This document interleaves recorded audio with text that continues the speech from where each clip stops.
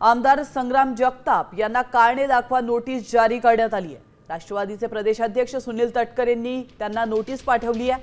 वादग्रस्त वक्तव्याप्रकरणी स्पष्टीकरण मागण्यात आलंय। आपण पाहतोय त्यांनी वादग्रस्त विधान केलं होतं आणि त्यानंतर आता अजित पवार गटाकडून म्हणजे त्यांच्याच पक्षाकडून त्यांना कारणे दाखवा नोटीस जारी करण्यात आली आहे।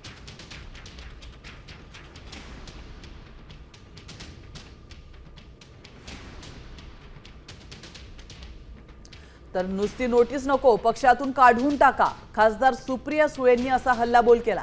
संग्राम जगतापांवर कठोर कारवाईची मागणी करण्यात येते आणि त्यामुळे आता विरोधक देखील चांगलेच आक्रमक झाले।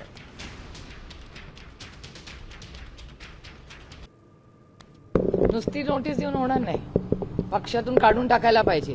कोणीही व्यक्ती जर समाजात तेढ निर्माण करून महाराष्ट्राच्या विरोधात आणि देशाच्या संविधानाच्या विरोधात काम करत असेल तर अशा व्यक्तीवर स्ट्रॉंग ऍक्शन झाली पाहिजे।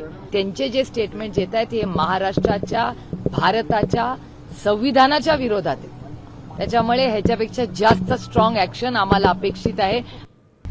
आता isakal.com आहे देशातील नंबर 1 ची मराठी न्यूज वेबसाईट। प्रत्येक अपडेटसाठी isakal.com ला नक्की भेट द्या।